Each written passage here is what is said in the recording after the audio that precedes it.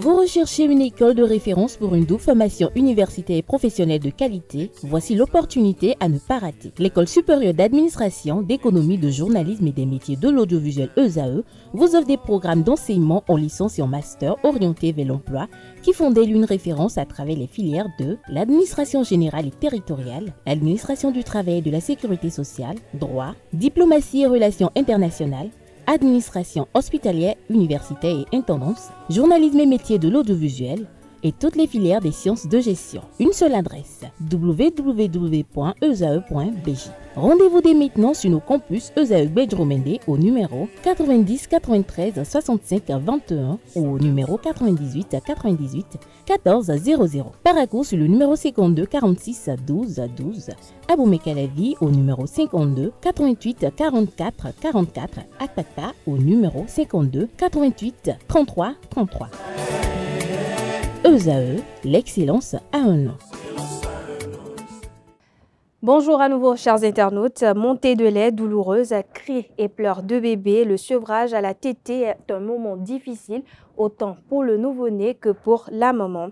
Mais lorsque l'un des deux décide que le moment est venu, l'autre doit s'y résoudre. Alors comment arrêter l'allaitement en douceur?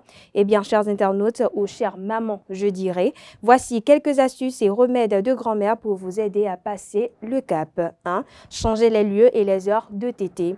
Vous avez l'habitude de nourrir votre bambin sur le canapé au salon à 9 h par exemple. Eh bien, avancez 7 heures de repas,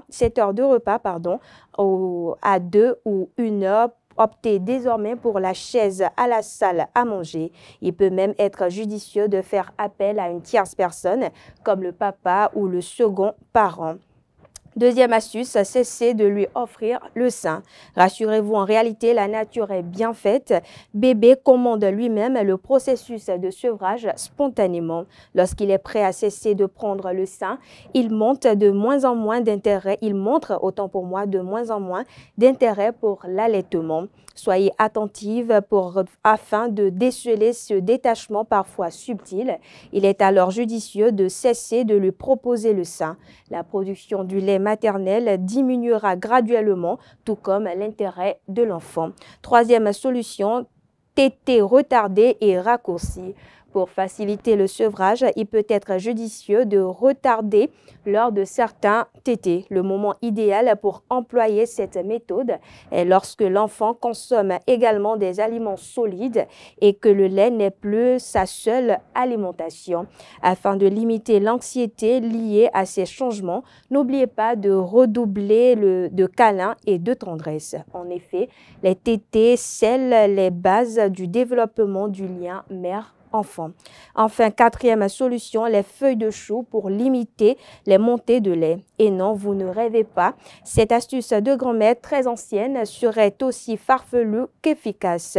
Les feuilles de chou permettent de réduire l'inflammation et l'œdème du sein provoqué par les montées laiteuses. Néanmoins, une poche de glace peut aussi soulager le sein. Pour ce faire, placez les feuilles de chou directement sur les seins afin que les propriétés apaisantes du chou fassent leurs effets. Il est possible de fixer les feuilles de chou dans les bonnets de son soutien-gorge et reprendre ses activités quotidiennes. Vous pouvez laisser agir pendant 30 minutes environ. Autre astuce, mettez votre soutien-gorge au frigo toute la nuit avant de le mettre si vos seins sont douloureux. Effet antalgique garanti. Voilà, chers internautes, c'est tout pour l'astuce de jour. À présent, on passe au panel de discussion avec Kanté Amoussou, Romaric Dessougogbeno, Anaïdou et Carles Kitome.